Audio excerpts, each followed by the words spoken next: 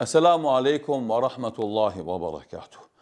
E kemi paranesh një fushat sensibilizuese që organizohet në rrjetet sociale të popullit palestines me mbishkrim lejsu erkamen, nuk janë thjesht numra.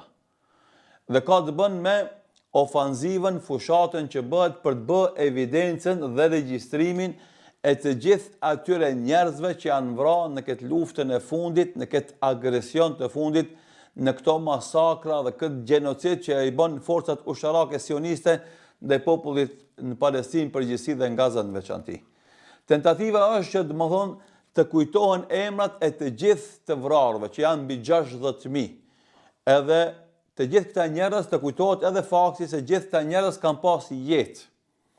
Këta njerëz kanë pas ëndra. Të njerëz kanë pas plane. Edhe forcat ushtarake sioniste e kanë shu atë jetë. I kanë fik ato shpresa. I kanë zhduk ato ëndra.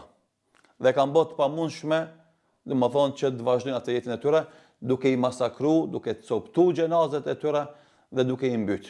Vetëm sot që flasim, që nga mëngjesi deri tani janë mbi 40 dëshmorë.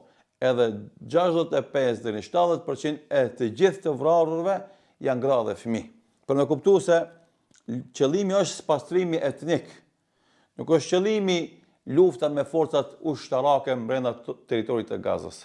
Po thjesht ata dojnë të zhdukin popullatën e cila nuk don ta braktisë vendlinjën e vet, atë dheun e tij.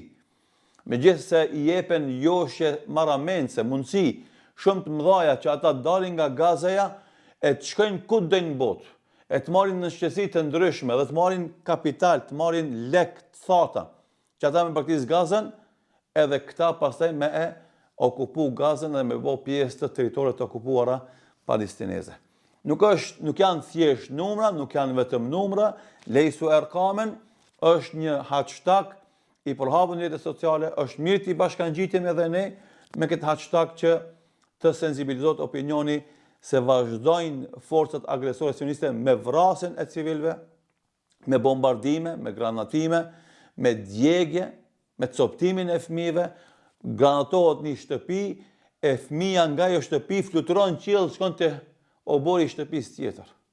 Dhe normalisht vritet dhe vdes ai që e ka caktuar me vdek dhe kush ka ymër, megjithse granatat janë marramense, janë shumë të mëdha, janë të jashtëzakonshme me fuqi, përsëri kush ka jetë ngelet gjallë dhe kështu vazhdon për 2.200.000 banorëve në Gaza, do thotë vazhdojnë 2 milion përsëri me jetu, edhe të bindun, edhe të vendosun për mos me e shit atë dheun e tyre, për mos me braktis vatanin e tyre, për me mbet besnik dhe stoikisht të toka. Lutim Allahun e Madhëshëm që Allahu t'u jep fitore të mëdha muslimanëve në Gaza, Allahu t'i shkatron agresorët sionist dhe të sjellë paqe dhe jetesë të këndshme dhe harmonike në ato vende të bekuara të lindjes së mesme, ato vende të bekuara të Shamit, vende të bekuara të Palestinës, rrethina e Jerusalemit, e Mesjidul Aksas, njëra prej xhamiave të rëndësishme në besimin islam.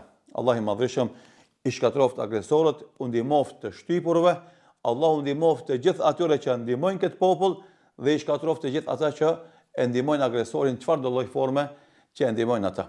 Allah ju shpërblet. Wassalamu alaikum wa rahmatullahi wa barakatuh.